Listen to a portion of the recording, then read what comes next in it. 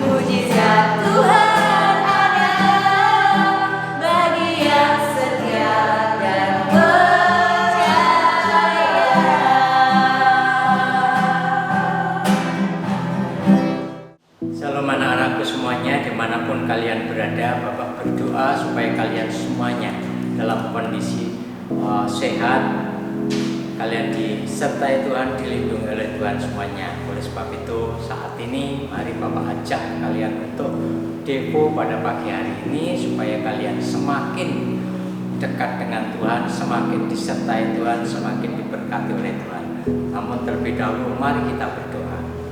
Tuhan, kami ucap syukur dan terima kasih kepadamu karena Engkau Tuhan telah melawat kami, telah memberkati kami Tuhan, sehingga pagi ini kami bisa bangun tidur, Kau berikan nafas kehidupan, Kau berikan kekuatan, kesehatan, dan saat ini Tuhan kami akan merenungkan sebagian daripada firman-Mu, dan biarlah firman-Mu itu menjadi bagian di dalam kehidupan kami.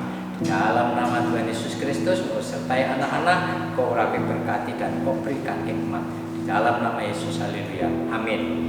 Anak-anakku sekalian, saat ini Bapak akan menyampaikan kepada kalian di dalam devo pada pagi hari ini tentang apa? Yaitu tentang Samuel. Kita akan membaca di dalam 1 Samuel 2 ayat yang ke-18. Diambil dari kitab 1 Samuel 2 ayat yang 18. Bapak akan bacakan untuk kalian semuanya. Adapun Samuel menjadi pelayan di hadapan Tuhan. Ia masih anak-anak yang tubuhnya berlilitkan baju efod dari kain lenan. Tolong perhatikan anak-anak, firman Tuhan di sini menceritakan kepada kita saat Samuel,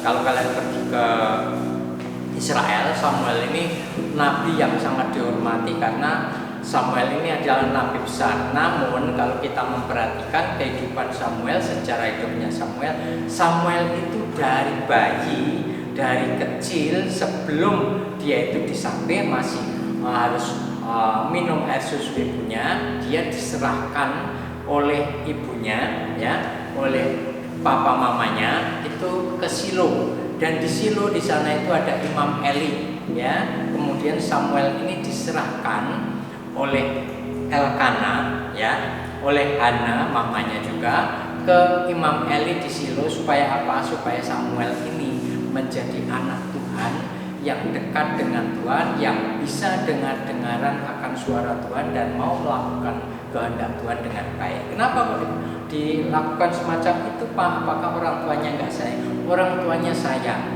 orang tuanya sangat mengasihi Samuel ini. Tapi karena pada waktu itu sebelum Samuel lahir, mamanya itu Ibu Hana itu berdoa kepada Tuhan minta anak. Supaya apa? Supaya anak nanti kalau lahir, anaknya ini lahir, anak ini akan diserahkan kepada Tuhan seutuhnya menjadi milik Tuhan. Oleh sebab itu begitu anak ini lahir, diberi nama Samuel, kemudian anak ini pada usia sekian bulan, anak ini dibawa ke Silo, diserahkan kepada Tuhan melalui Imam Eli, melalui Imam Eli. Nah, ngapain Pak Samuel itu? Samuel itu dikatakan di situ menjadi pelayan di hadapan Tuhan. Dari kecil Samuel itu sudah diajari, diajari bagaimana bersikap sebagai seorang anak Tuhan, bersikap sebagai pelayan Tuhan, bersikap sebagai hamba Tuhan. Nah, anak-anak, kita ini orang yang percaya kepada Tuhan Yesus, maka kita ini disebut sebagai anak Tuhan. Kita ini sebagai orang yang percaya kepada Tuhan Yesus, kita ini disebutnya yaitu sebagai hamba Tuhan. Jadi sekalipun kalian ini pelajar, karena kalian ini anak Tuhan, percaya kepada Tuhan, kalian harus mempersiapkan diri untuk menjadi pelayan Tuhan yang baik, untuk menjadi pelayan Tuhan yang baik. Contohnya siapa? Samuel, dari kecil masih bayi itu sudah diserahkan oleh orang tuanya kepada Tuhan, dan dia diajari oleh Imam Eli di Silo untuk menjadi pelayan Tuhan yang baik. Yuk kita bersama bersikap, berkarakter yang baik sebagai anak-anak Tuhan, sebagai pelayan-pelayan Tuhan, supaya kita nanti bisa dipakai oleh Tuhan untuk menjadi saksi untuk kemuliaan Tuhan, untuk kemuliaan Tuhan. Di sini dikatakan, Bapak akan bacakan lagi. Adapun Samuel menjadi pelayan di hadapan Tuhan, ia masih anak-anak yang tubuhnya berlilitkan baju efod dari kain lenan. Kalau kita memperhatikan, saat itu dia masih kecil dan setiap tahun papa mamanya datang lagi ke Silo untuk membuatkan baju bagi Samuel. Kenapa? Karena papa mamanya ini sangat sayang kepada Samuel, tapi papa mamanya juga sayang kepada Tuhan, mengasihi kepada Tuhan. Oleh sebab itu janjinya kepada Tuhan pada waktu dia diberi anak, dan anaknya ini Samuel itu tadi diserahkan kepada Tuhan. Tapi papa mamanya setiap tahun, setiap waktu tertentu dia datang ke situ untuk nengok Samuel, untuk memberikan baju-baju sesuai dengan kebutuhan, dengan perkembangan Samuel itu tadi. Karena pada waktu diserahkan, Samuel ini masih bayi, sehingga setiap tahun dia akan dibuatkan baju sesuai dengan perkembangan pertumbuhan anak tersebut. Dan itu menandakan bahwa Elkana papanya Samuel dan Hana mamanya Samuel sangat mengasihi. Dia ingin anak ini berkembang, anak ini bertumbuh di dalam kasih Tuhan yang benar, maka dia serahkan kepada Tuhan. Ya, diserahkan kepada Tuhan. Dan saat itu kemudian Imam Eli mengajari Samuel terus menerus. Imam Eli mengajari bagaimana sebagai anak Tuhan, bagaimana sebagai hamba Tuhan, bagaimana sebagai pelayan Tuhan, itu kemudian diajarkan oleh Imam Eli. Oleh sebab itu, karena dari kecil dia itu sudah diajari semacam itu, maka Samuel ini makin lama makin bertumbuh di dalam kasih Tuhan, makin lama makin mengenal Tuhan, ya, makin lama makin mengenal Tuhan. Oleh sebab itu, pada suatu malam Samuel ini, kalau kita memperhatikan, ya, Samuel ini kemudian dipanggil oleh Tuhan, ya, Tuhan memanggil Samuel. Dipikirnya saat itu karena yang ada itu cuma Imam Eli sama dia di Silo itu, ya, Samuel itu datanglah kepada Tuhan, ya, Samuel itu datang kepada Tuhan. Di dalam 1 Samuel 3 ayat yang keempat dikatakan demikian. Lalu Tuhan memanggil Samuel, dan Samuel menjawabnya, "Ya Bapa." Dia kemudian lari ke tempatnya Imam Eli tidur. Kemudian menyatakan, "Ya Bapa." Apa yang terjadi? Imam Eli ternyata nggak manggil, ya, Imam Eli nggak manggil, ya, nggak manggil. Kemudian Imam Eli mengatakan, "Anakku, aku nggak manggil kok, pergilah tidur lagi." Nah, saat itu kemudian itu tadi di dalam ayat yang keempat, ayat yang ketujuh diulangi lagi.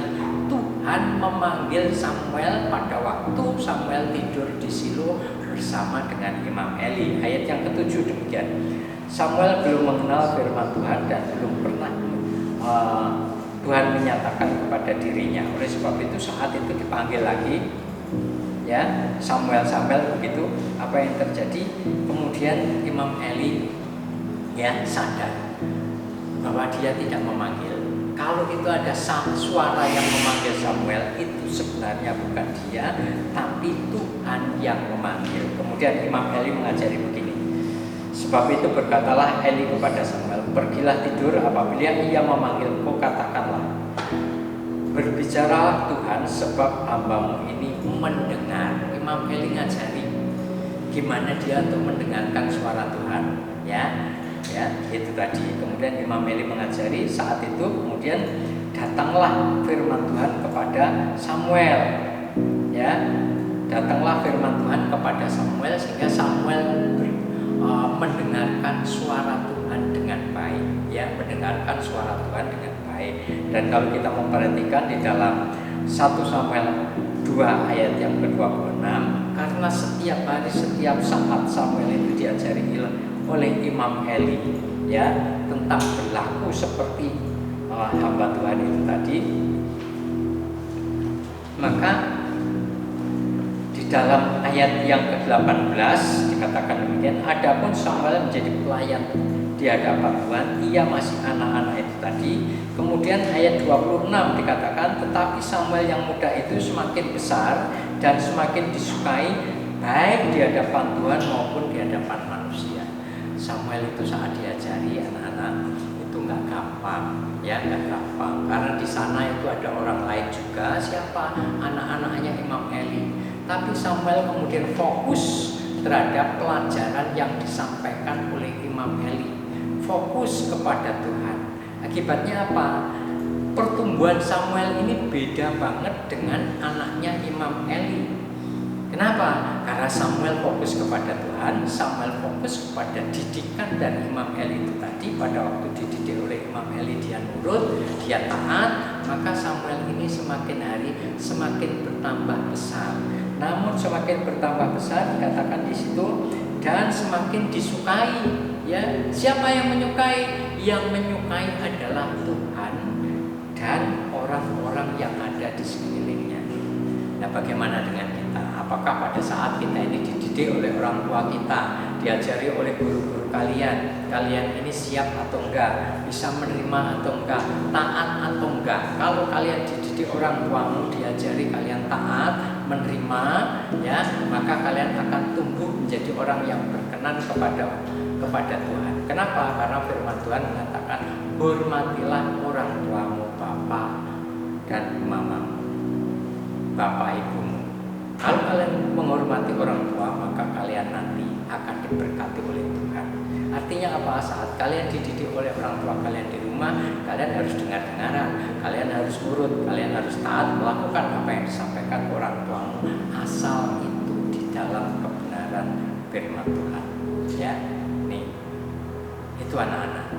Bagaimana pada saat di sekolah? Pada saat kalian di sekolah, kalian nurut sama guru kalian saat diajari, sekalipun mata pelajaran yang kalian terima saat itu terasa sulit, benar. Tapi kalau kalian berusaha untuk fokus, kalian kemudian mempelajari saatnya pada waktu kalian di rumah, maka kalian nanti akan mengerti.